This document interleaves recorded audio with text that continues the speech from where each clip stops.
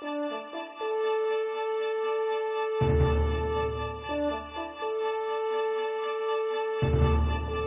evening. My name is Peter Tassi, and this is another installment of Legislative Update with Representative Robert Deleo, Speaker of the House. How you doing, Bob? I'm doing great, Peter.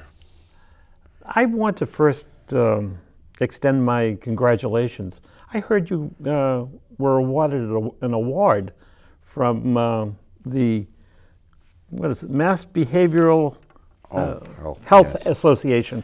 Yeah, for substance abuse. It was wonderful. It's really nice. Let me rephrase it, not for substance abuse, but for what you do regarding substance abuse. Yes, it was a very, very nice event held at MGH in Revere, and had a number of folks who attended from Winthrop and Revere, which surprised me. I thought it was just going to be basically a couple of people, and that was going to be it, but they went ahead and invited some other folks, and it was really nice. As I think everyone knows, substance abuse is a major problem, not only in my district of Revere and Winthrop, but throughout the state. Mm-hmm.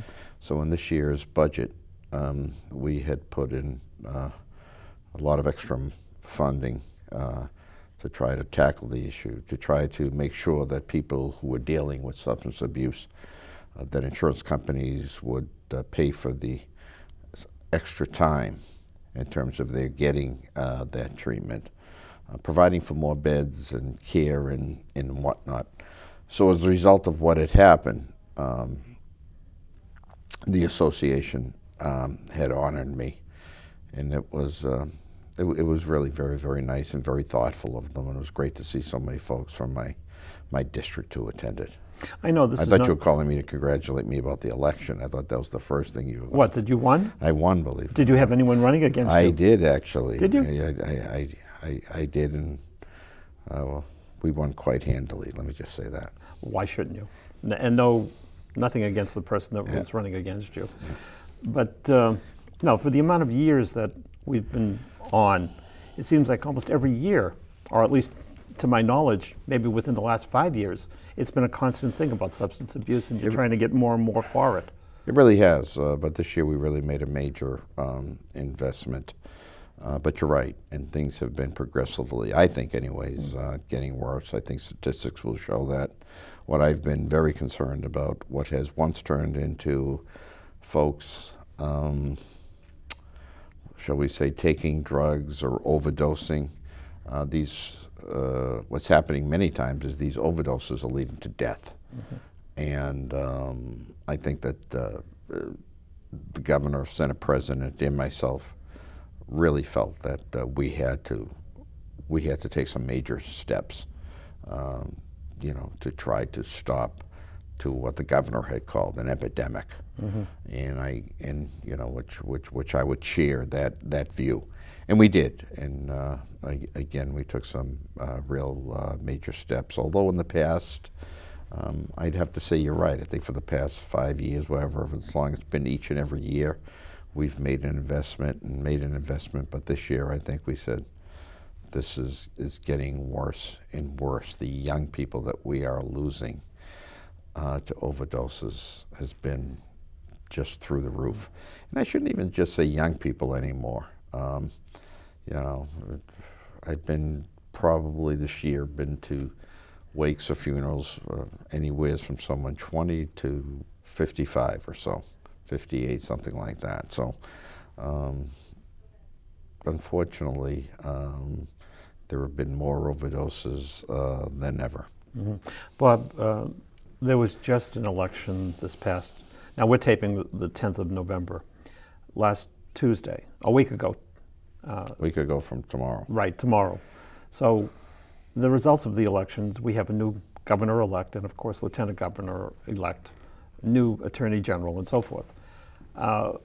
Today, you had a meeting with the now elected incoming governor, Charlie Baker. Yes. Or shall we call him Charles Baker, whichever. I didn't know what I said the same thing. I said governor-elect, and then a couple of times I found myself calling him Charlie. That just seemed to flow very easily. So I asked him, I says, you know, I'm sorry, I should proper, you call me speaker. I says, I should be calling you your proper title. Is what it says, Charlie's fine. Yeah. So, but whatever. Now, what actually was spoken about? What is his thoughts, or what did he present to you as his thoughts? We had a wonderful meeting, actually. I'd received actually a call from the governor-elect, you know, when he was started to run, just to let me know he was out there, and just to say hi. And then after the election, we had another conversation, and he wanted to sit down and talk to me because he wants to get our relationship off on a good start.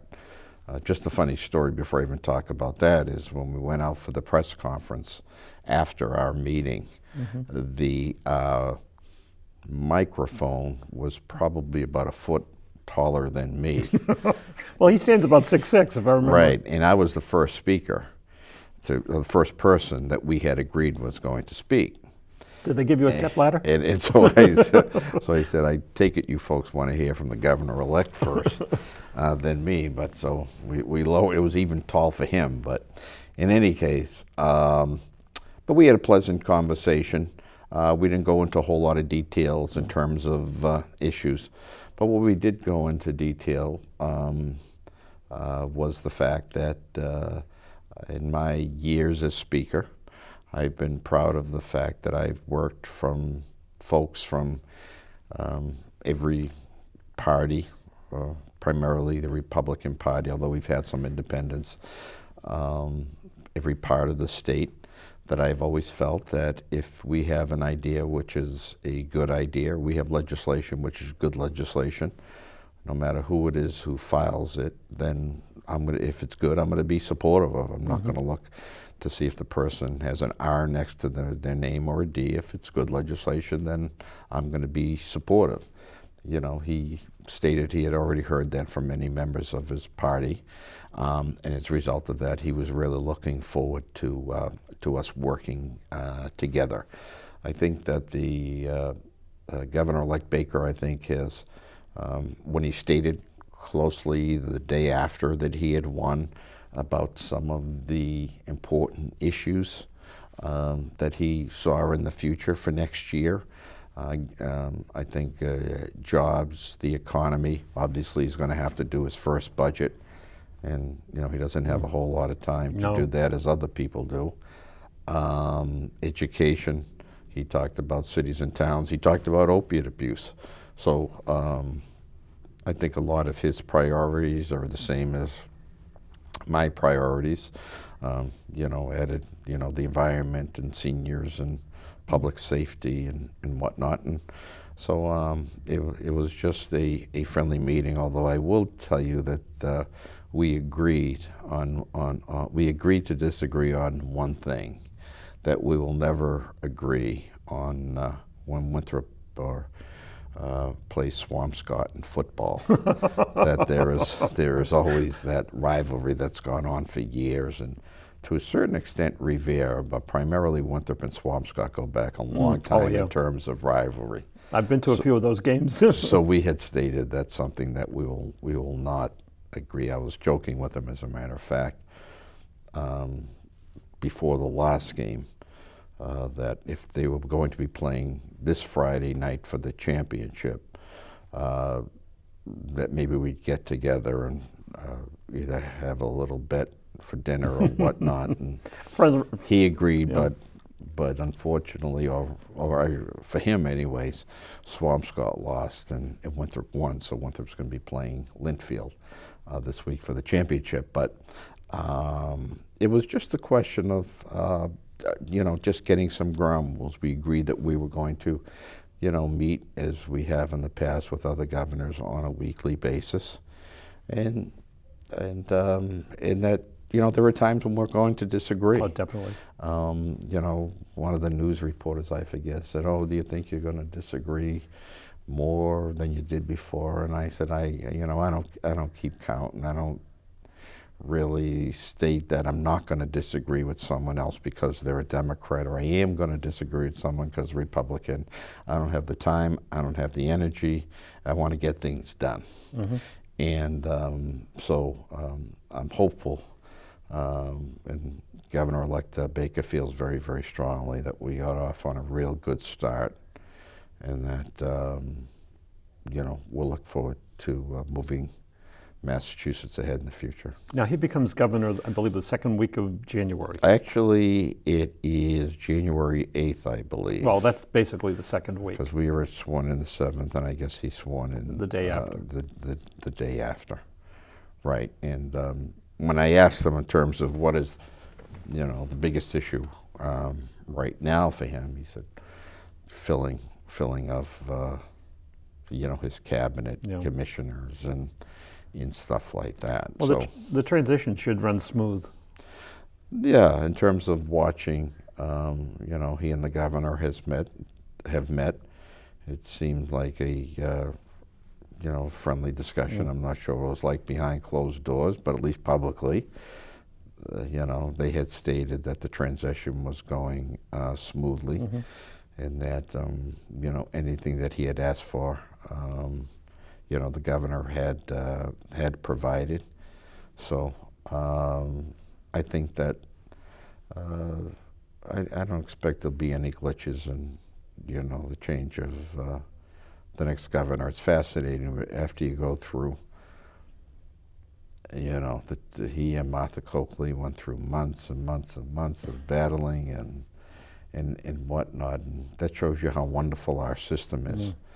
That despite all of that, you know, at the end of the day, they were able to shake hands, wish each other luck, and spoke very highly of each other, actually. That's good. So, so we'll see what the new year brings. With that election, again, last week, there were four questions, and one that you are, like I believe most of the legislature is glad it did not happen, was the casino bill, number 3. Bill, right. I think it was a lot of people. Yeah, question right. number 3, that if it was voted as the question was stated, the casinos would be dead and buried. Right. A yes vote would have stopped the casinos. Right. Now, and it was a great vote. It was an overwhelming vote that people show that people do support casinos. I think it was like 60-40, if I remember correctly. 60-40 to 1 in both Winthrop and Revere, by the way. And I think it was or lost state, both Winthrop and Revere. Like statewide, it was 60-40, 60-40, or right. in that percentage somewhere. The 2 licenses have already been awarded. Right. To Springfield and Everett. Right. Okay. So that means that they can start doing whatever they have to legally now. Yes, there may be some, I don't know if there's any other... Well, building permits and all that, I'm saying. Yeah, maybe something like that that may have to be filed or something. I'm not sure of that. But now, I think the building can start.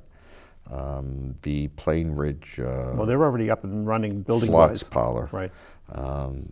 They took a chance and had spent, well, I don't know how much money, but they had spent some money. I heard something like $84 million, if I remember correctly. Well, they started to get the place going, building it. Yeah.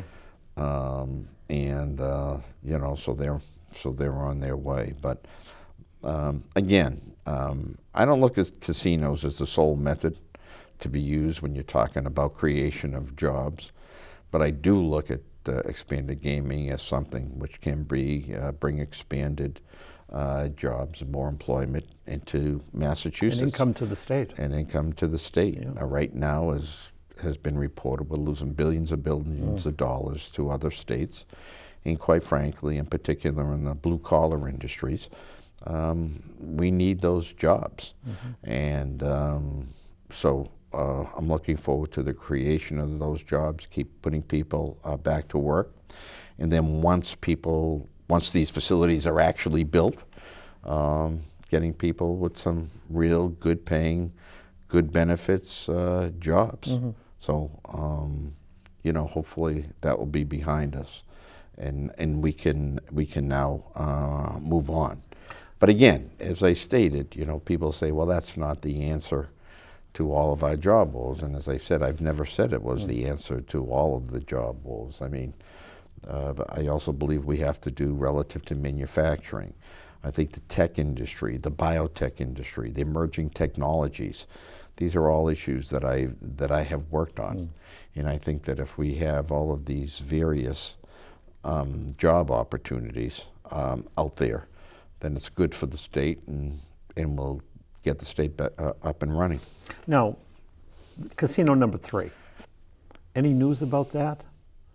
No, the last thing that I had heard, Peter, it's funny you should ask that, because I haven't heard anything about that in a while. The last thing I heard that there was, I forget, Wampanoag, I forget. There was some tribe from southern Mass. Right, that were working on it, and they were just awaiting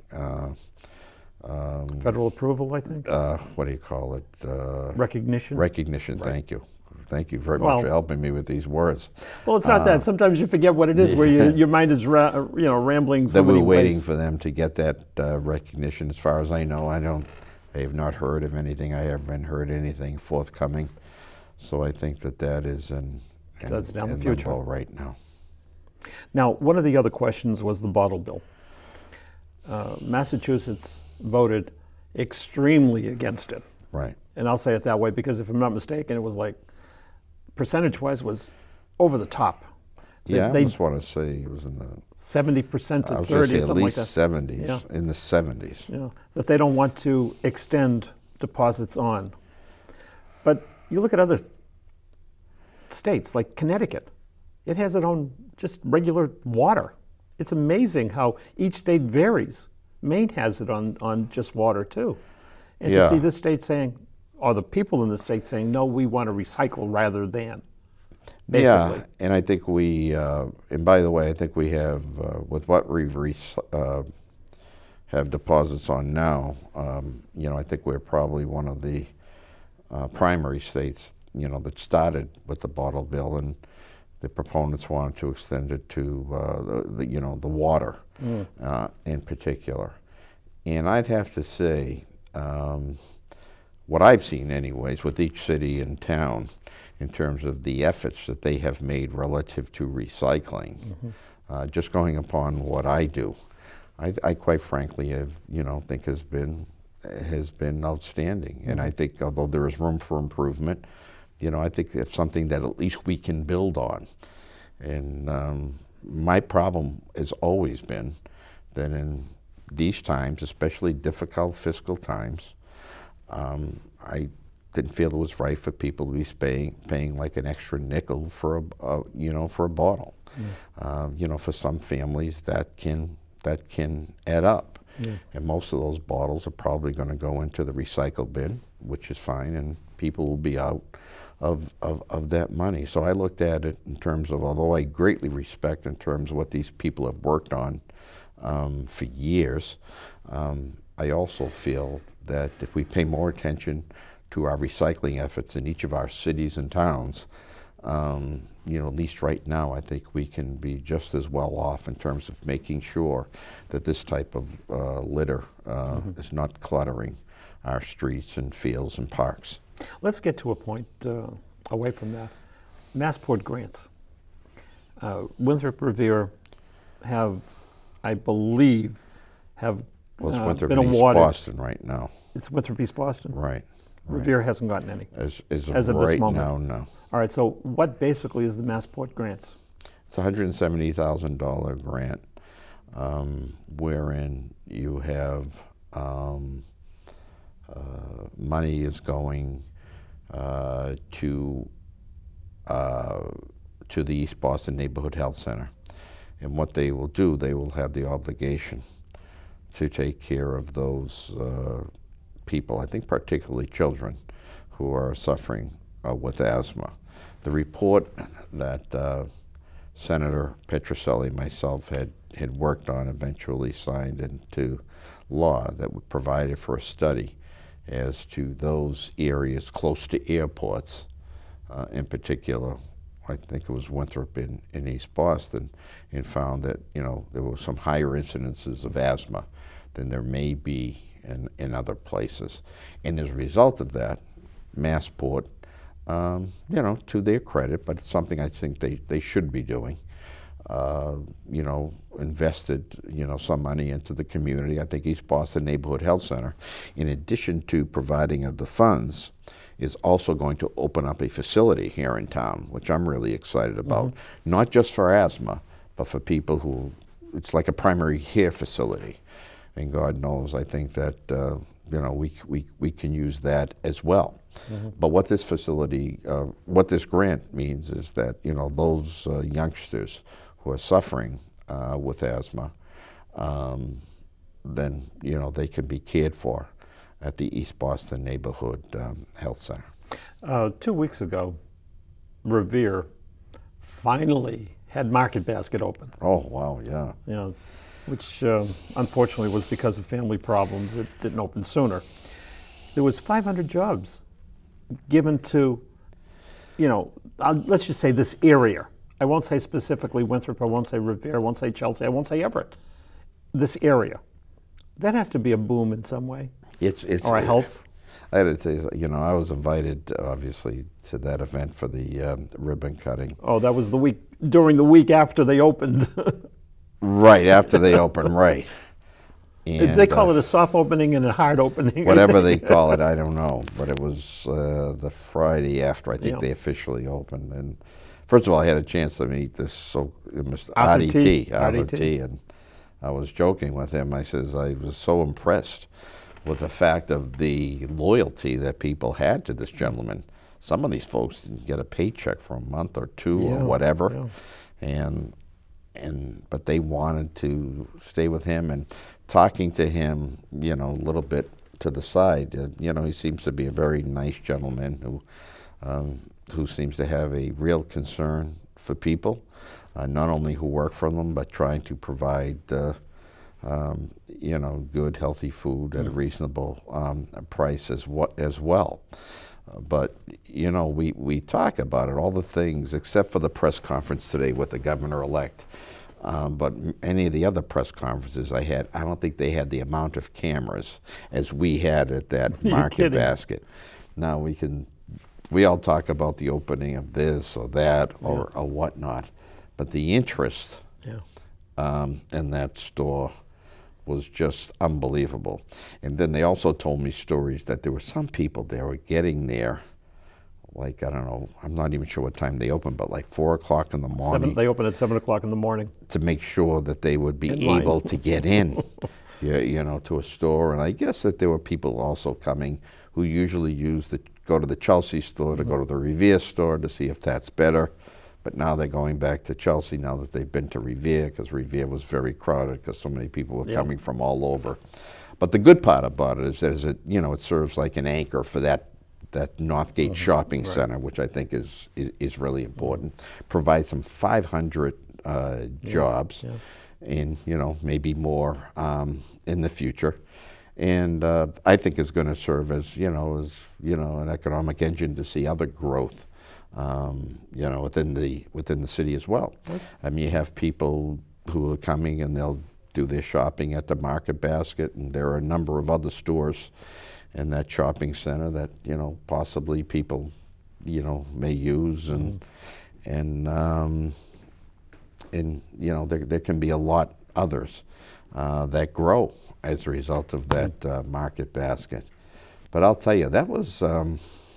I'd have to say that was one of the biggest business stories of the year. No, definitely. I mean, you know, I'm sure there have been others in terms of, you know, major corporations with stocks and bonds and whatnot.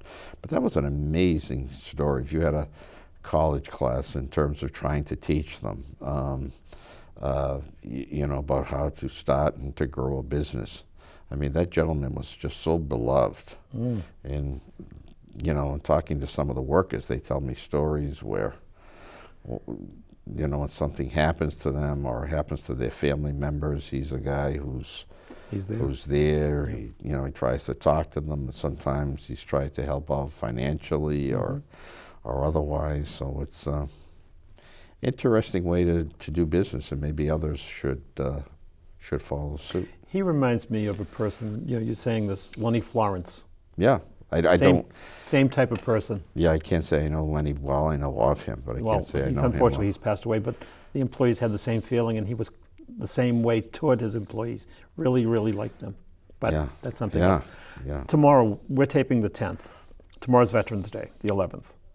I know we want to wish every veteran a happy and healthy Veterans Day. There's a little gathering tomorrow in Winthrop. Yeah, we have a couple of things actually going on. Our annual, obviously, Veterans Day event. And one of the things that we're so proud of, I should say the legislature's proud of, is that we have the strongest veterans laws in the country, which we are very proud of. But in addition to that, tomorrow's going to be even more special because we're going to be honoring the Bikini family, and also I guess there was a brother-in-law named McIntyre as well, I guess, who was part.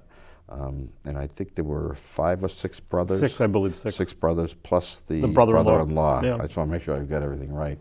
Who served. All of them came back from the war, so it wasn't anything like that.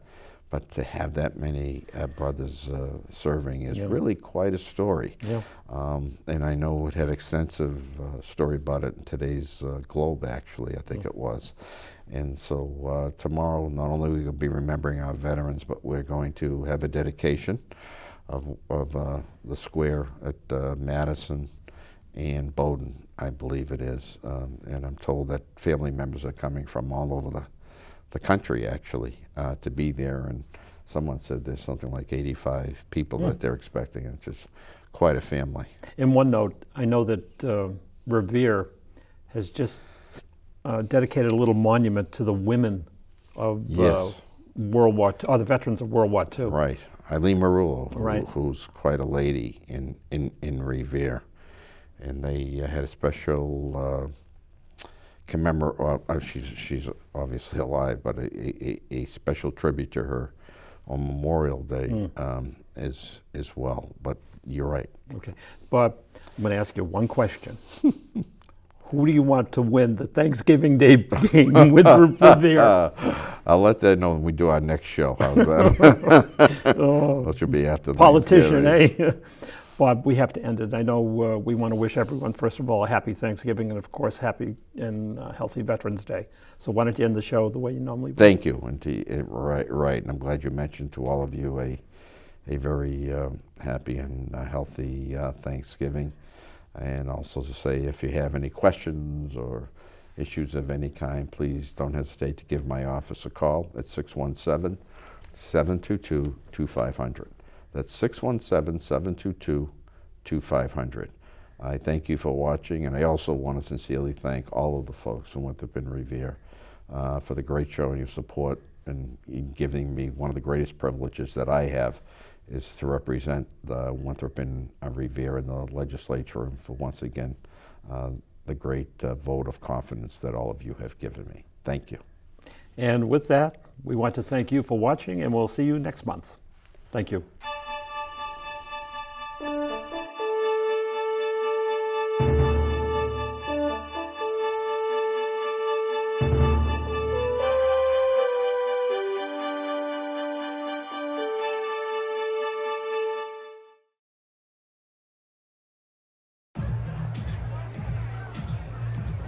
If you drive buzzed, it could cost you around $10,000.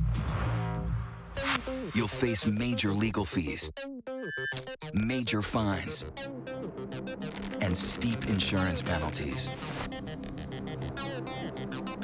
You could lose everything. Nothing kills a buzz like getting pulled over for buzz driving, because buzz driving is drunk driving.